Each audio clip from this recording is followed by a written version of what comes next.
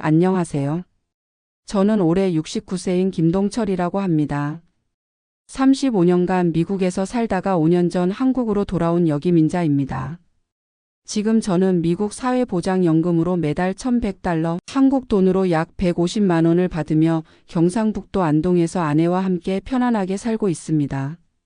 많은 분들이 150만 원으로 어떻게 여유롭게 살 수 있느냐고 물어보시는데, 오늘은 제가 어떻게 이런 생활을 할 수 있게 되었는지 그 과정과 현재의 생활을 솔직하게 말씀드리려고 합니다. 저희 부부가 한국에 정착한 지 벌써 5년이 지났네요.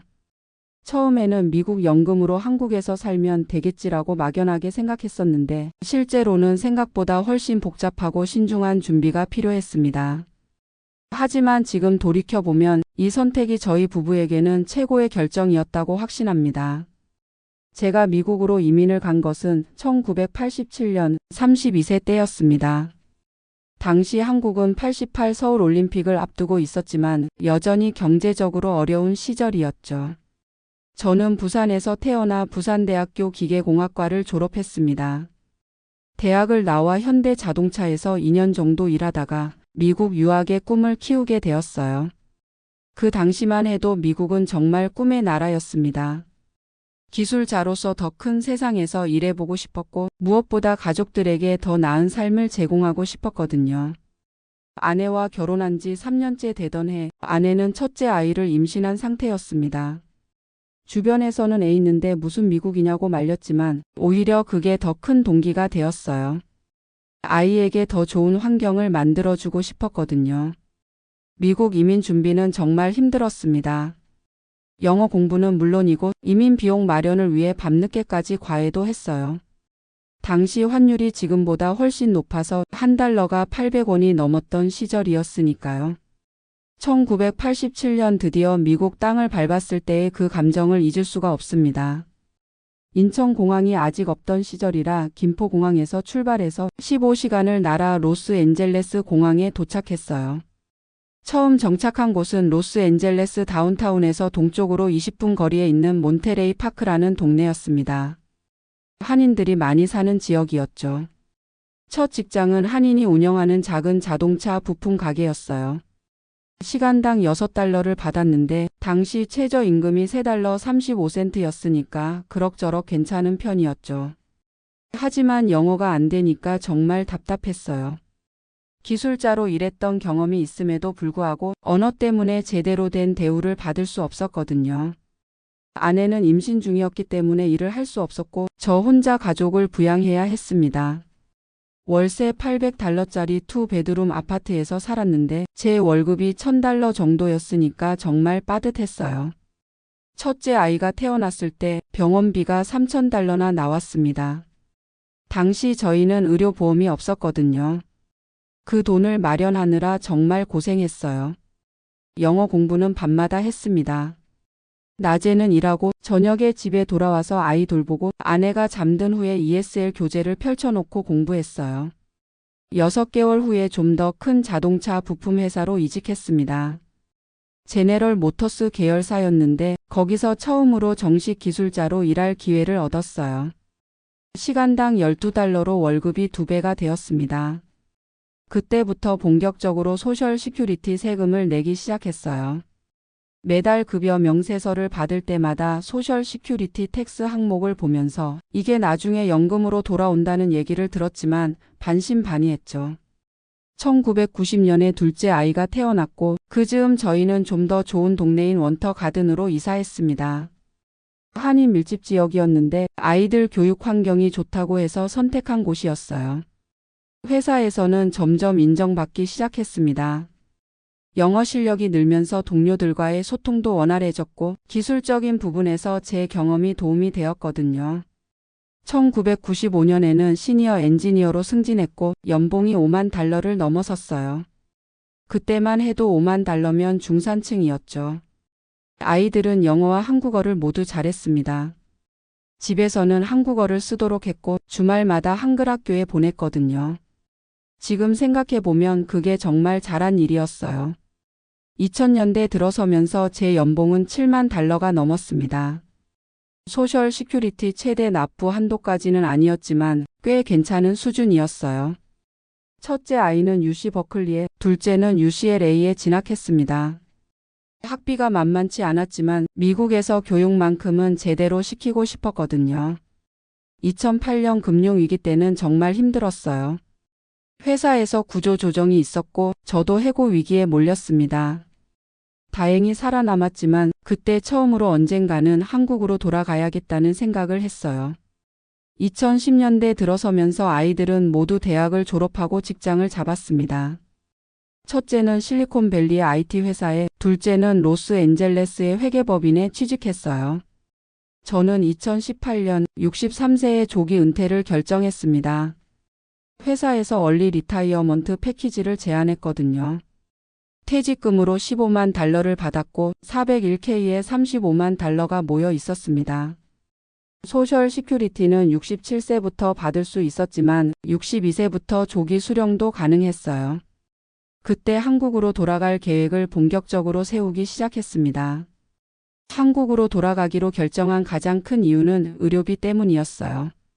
미국에서는 메디케어가 있어도 본인 부담금이 만만치 않거든요. 2019년부터 본격적인 준비에 들어갔습니다. 먼저 소셜 시큐리티 사무소에 가서 상담을 받았어요. 한국에 거주해도 연금을 받을 수 있는지 확인하는 게 가장 중요했거든요. 다행히 한미사회보장협정 때문에 문제 없다는 답변을 받았습니다. 한국 국민이고 한국과 미국이 사회보장협정을 맺은 나라라서 해외 거주 기간에 관계없이 연금을 받을 수 있다고 했어요. 하지만 세금 문제가 있었습니다. 미국에서 소셜 시큐리티를 받으면서 한국에 거주하면 연금액의 85%까지 30% 세금을 떼고 지급한다는 거였어요. 저는 62세부터 조기 수령하기로 했습니다. 67세까지 기다리면 더 많이 받을 수 있지만 건강이 언제 나빠질지 모르니까 일찍 받는 게 낫다고 판단했거든요. 2020년 3월 62세 생일을 맞아 소셜 시큐리티 신청을 했습니다. 제가 받을 수 있는 금액은 월 1,300달러 정도였어요.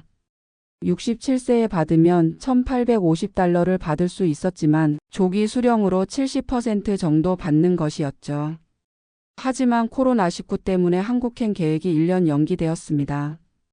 2020년 한 해는 미국에서 소셜 시큐리티를 받으며 지냈어요.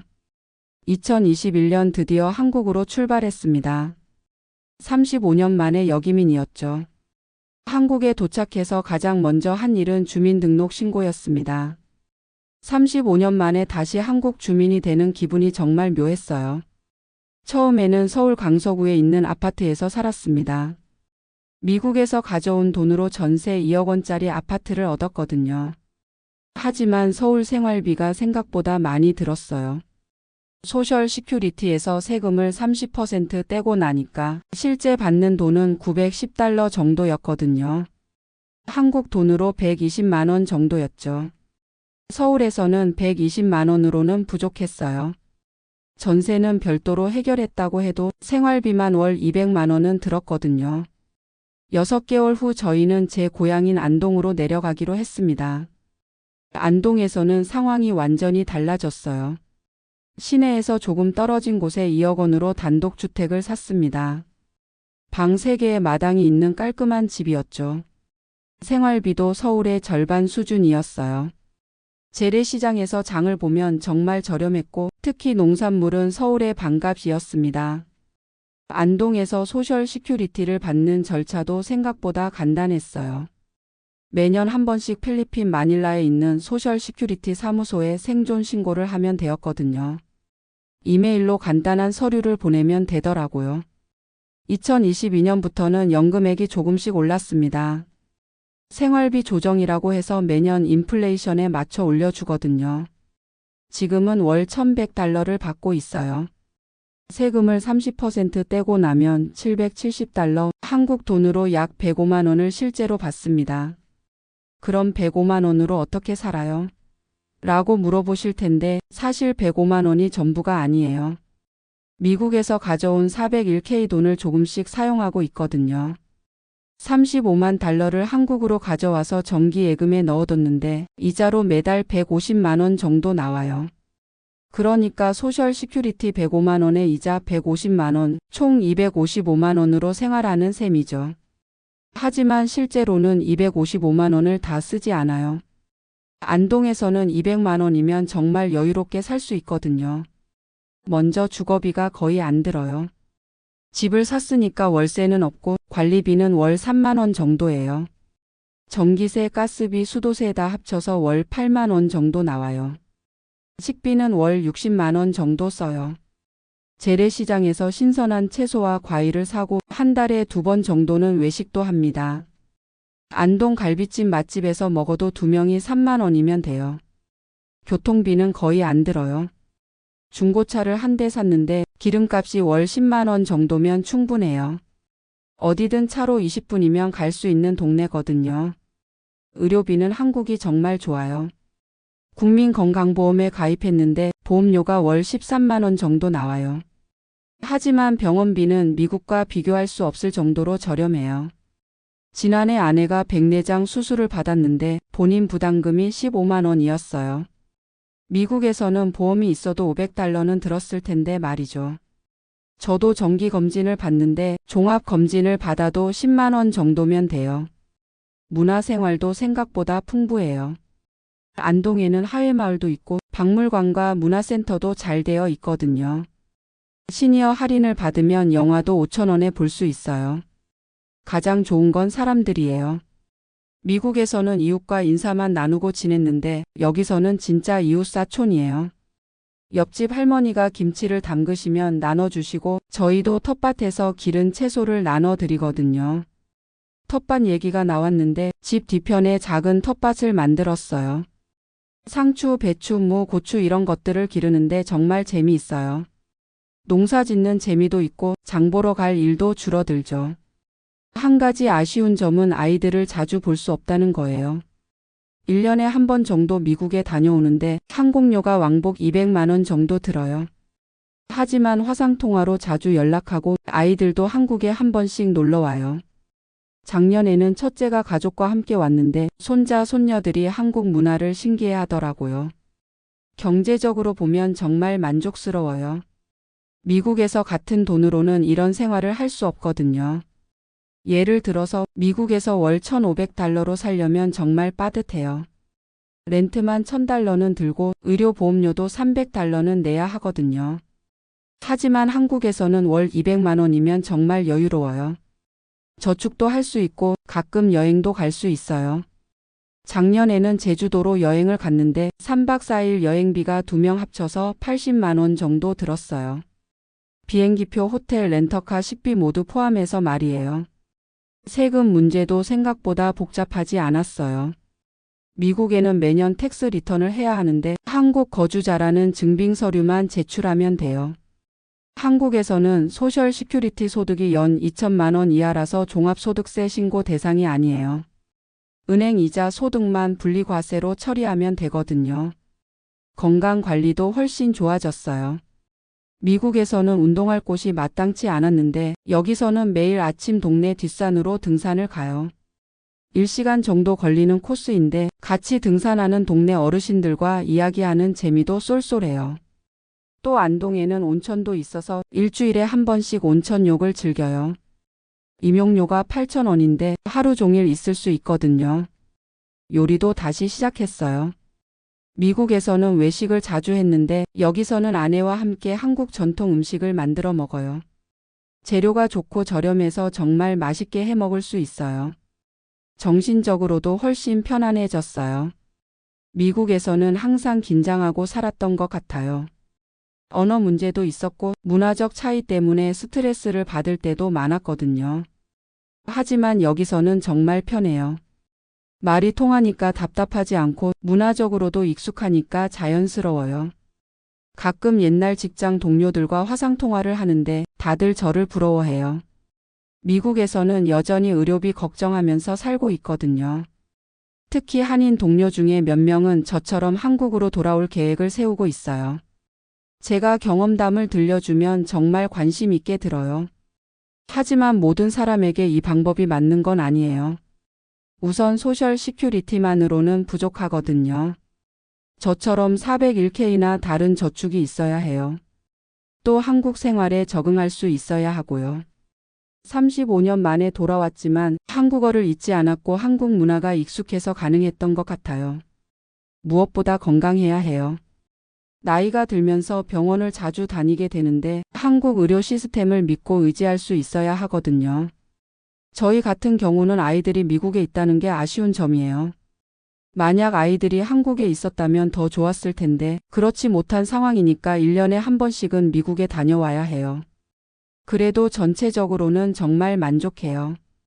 경제적으로도 여유롭고 건강도 좋아졌고 정신적으로도 편안해졌거든요. 요즘은 봉사활동도 하고 있어요. 동네 복지관에서 컴퓨터 교실을 운영하는데 제가 보조 강사로 도와드리고 있어요. 미국에서 배운 컴퓨터 지식이 도움이 되더라고요. 앞으로의 계획은 이대로 건강하게 사는 거예요. 아프지 않고 아내와 함께 오래오래 살고 싶어요. 미국 이민을 준비하시는 분들 또는 이미 미국에 계신 분들 중에서 한국으로 돌아올 계획이 있으시다면 몇 가지 조언을 드리고 싶어요. 첫째, 소셜 시큐리티만으로는 부족하니까 추가 저축을 꼭 준비하세요. 401k나 IRA 같은 은퇴계좌를 최대한 활용하시고요. 둘째, 한국 거주지를 신중하게 선택하세요. 서울은 생활비가 많이 들어요. 지방 도시가 훨씬 경제적이에요. 셋째, 의료보험 가입을 미리 알아보세요. 한국 건강보험은 정말 좋은 제도예요. 넷째, 세금 문제를 미리 상담받으세요. 미국과 한국 양쪽에 세금 신고를 해야 할 수도 있거든요. 마지막으로 가족들과 충분히 상의하세요.